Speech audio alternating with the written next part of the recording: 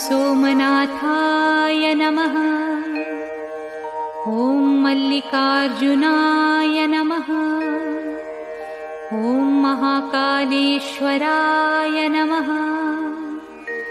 ॐ ओंकारेश्वराय नमः। ॐ वैद्यनाथाय नमः। ॐ भीमशंकराय नमः। ॐ रामेश्वराय नमः। ॐ नागेश्वराय नमः। ॐ विश्वेश्वराय नमः। ॐ त्र्यंबकेश्वराय नमः। ॐ केदारेश्वराय नमः। ॐ भुस्मेश्वराय नमः।